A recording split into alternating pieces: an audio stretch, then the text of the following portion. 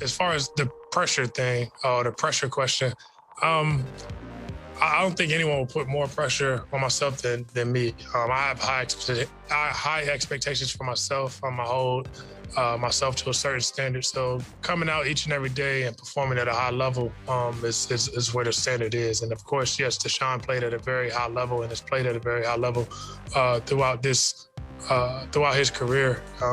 I've been a fan of his, and I know him personally. But the opportunity to be able to start here is something that I look forward to, and looking forward, like I said, just going out and competing with the guys that we have in our locker room, the great talent, Brandon Cooks, Randall Cobb, Jordan Akins, David Johnson, Phillip Lindsay, Mark Ingram, all guys that I've admired from afar.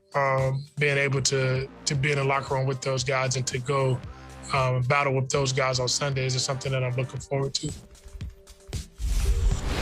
That's Tyrod Taylor, who will be the starting quarterback in Houston, assuming Deshaun Watson doesn't show up and he's ready to go. And Peter, you know, this is something that continues to loom over the NFL, but with Aaron Rodgers and Julio Jones, we don't talk about it much. Deshaun Watson, what do you think is going to happen? I think Deshaun Watson will begin the year either on the commissioner's exempt list or suspended by the NFL because I would doubt that these cases would be adjudicated by the first week of September. But you asked me my gut feeling, I think, you know, you asked, and that is my gut feeling.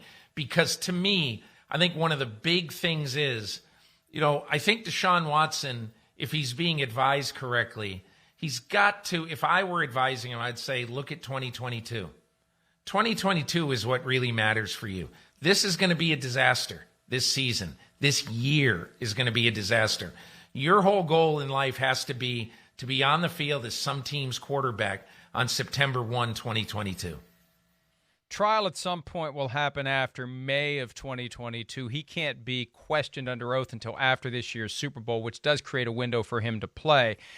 I think there's still a chance these cases settle. As I've said before, you don't get to the point where you're haggling over whether or not the terms of the settlement will be confidential if you don't already have terms of the settlement in mind. There's no point arguing whether or not we're going to go public with all this and be allowed to talk about it if you haven't reached a consensus, Peter. I think they have a number that is palatable for both sides, and it's just a matter of reaching an agreement on the other terms, and that could happen at any time. And if it does, all of a sudden, Deshaun Watson's back in play, subject to a suspension. I think he still gets suspended, but after that suspension, 4, 6, 8 games, he could be playing for somebody other than the Texans. That could make things very interesting.